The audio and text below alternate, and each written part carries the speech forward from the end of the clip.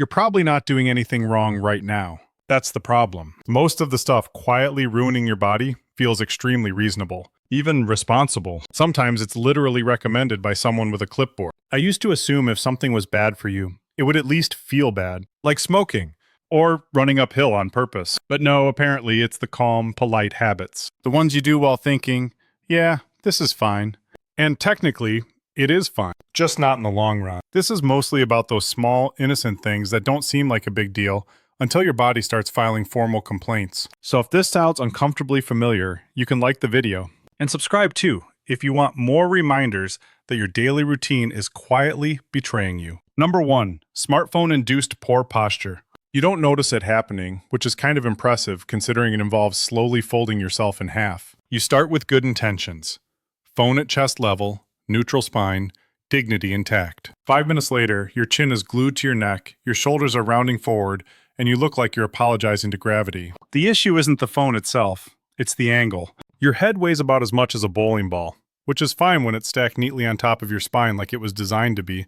But every inch you tilt it forward, that weight multiplies. Suddenly your neck muscles are doing unpaid overtime just to keep your eyes pointed at a glowing rectangle. Over time, that constant strain doesn't just make your neck sore. It changes things. Muscles tighten, nerves get irritated, and your body, trying to be helpful, starts reinforcing the area with extra bone and tissue. Which sounds supportive, until you realize it's literally reshaping you. You're not just slouching anymore. You're training your body to expect it. Which brings us nicely to the morning, when you finally stop looking at your phone long enough to wake up. Number 2, snooze button and fragmented sleep. The snooze button feels like a small kindness you give yourself, usually while half-conscious and deeply optimistic. Just a few more minutes, as a treat. Unfortunately, your brain does not experience it that way. When your alarm goes off the first time, your body has already started the process of waking up. Temperature rising, hormones shifting, systems coming online. Hitting snooze interrupts that and tells your brain, actually, never mind, we're going back under. So it does briefly, deeply, and then you yank it out again a few minutes later. That groggy, disoriented feeling afterward isn't because you didn't get enough sleep.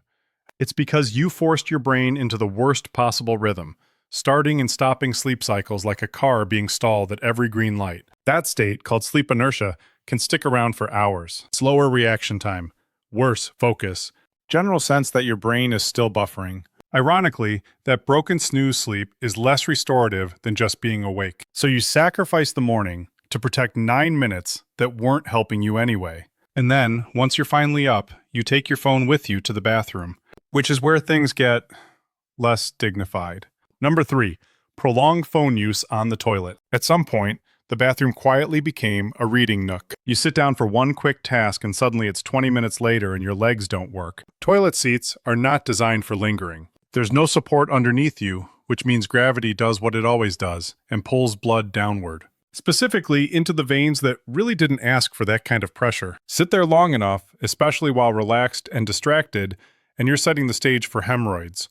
Slowly, casually. While scrolling, the phone is what makes it worse. Without it, you'd be done and gone. With it, time disappears. And then there's the hygiene aspect, which no one likes to think about, but here we are. When you flush, microscopic particles don't politely stay in the bowl. They disperse into the air, onto nearby surfaces, including the thing you're holding 2 inches from your face.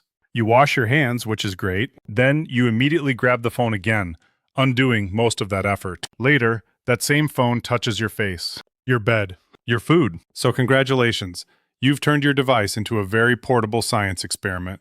And this all feels very normal, which is the theme. Number 4, habitual mouth breathing. Mouth breathing usually starts innocently. You're congested, you're tired, you're zoning out.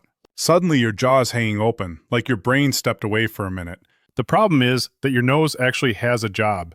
When you breathe through it, the air gets filtered, warmed, and mixed with nitric oxide, which helps your lungs absorb oxygen more efficiently. Mouth breathing skips all of that and sends cold, dry, unfiltered air straight into your system. Your body tolerates it, but it's not thrilled. Where things really start to fall apart is in your mouth. Saliva isn't just there for dramatic effect in commercials. It protects your teeth by washing away acid and bacteria. Mouth breathing dries everything out, which gives cavities the perfect environment to move in and get comfortable. Over time, chronic mouth breathing can even change how your face develops. Jaw position shifts, faces lengthen, chins retreat. Nothing dramatic overnight, just a slow architectural redesign you didn't approve. Which is impressive, considering all you did was breathe wrong. And while we're on the subject of faces and things we do to them without thinking, number 5, rubbing the eyes. Rubbing your eyes feels incredible, which should have been your first warning. That relief comes from stimulating the vagus nerve, which lowers your heart rate and calms you down. Basically, your body saying, yes, that, more of that.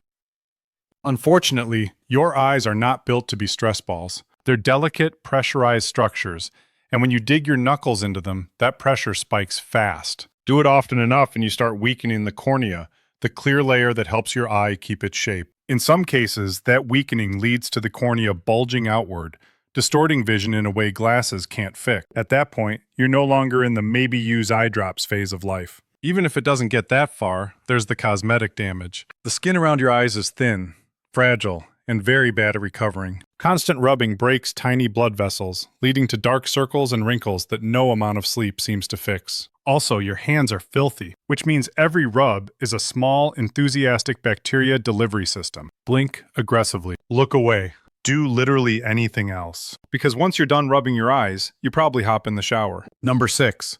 Taking very hot showers. Hot showers feel like self-care that doesn't require emotional effort. You turn the handle all the way up, stand there until your skin turns red, and assume something good must be happening. What's actually happening is that you're stripping away your skin's protective oil layer. That layer, called sebum, keeps moisture in and bacteria out. Hot water removes it almost instantly, leaving your skin dry, irritated, and much more reactive than it needs to be. That's why people who love lava temperature showers often deal with itching, flaking, and mystery rashes they swear came out of nowhere.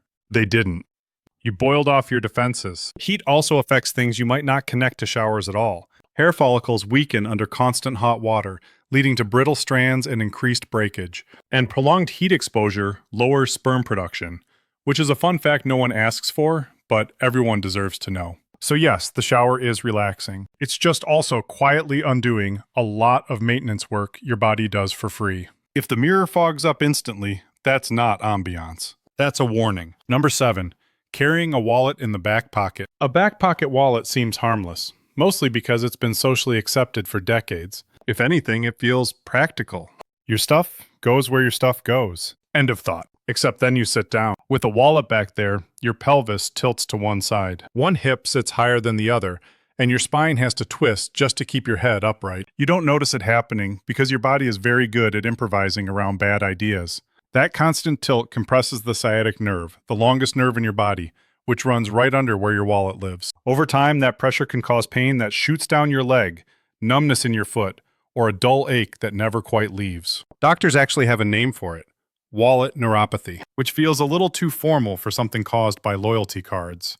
The worst part is that you carry things you don't need. Expired coupons, old receipts, a card you canceled in 2017, all of it reshaping your posture for no reason. Your spine is designed to stack vertically, not work around a leather obstacle course. Which brings us to another habit that feels responsible and is anything but. Number 8. Brushing teeth immediately after eating. Brushing your teeth right after a meal feels like gold star behavior. You ate, you cleaned up, you moved on. Very adult. The problem is timing. After acidic foods, like fruit, coffee, or soda, your mouth becomes a mild acid bath. That acid temporarily softens your tooth enamel, which is the hardest substance in your body, and also surprisingly fragile under the wrong conditions. When you brush immediately, you're not removing damage. You're adding to it. The enamel is softened, and the mechanical force of brushing scrapes it away bit by bit. Once enamel is gone, it doesn't grow back. What's underneath is dentin, which is yellower, weaker, and much more sensitive. So the harder you scrub, in the name of cleanliness, the more you expose the layer that makes teeth look dull and feel painful. It's deeply ironic. Your saliva needs time to neutralize the acid and re-harden the enamel. About 30 minutes does the trick. Rinsing with water is fine. Brushing can wait.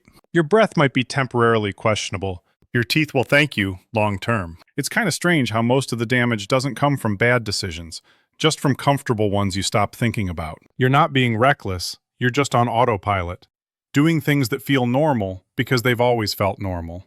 Which is funny because the body is incredibly dramatic behind the scenes, quietly adapting, compensating, and occasionally overcorrecting while you're convinced everything's fine. And once you notice that, it's hard not to see your daily routine as less of a system and more of a negotiation. What's even weirder is that this doesn't stop when you go to sleep. While you're unconscious and assuming nothing is happening, your body is doing some genuinely unsettling things just to keep you alive. So it makes sense to keep that thought going. And look at what happens every night when you're not around to interfere.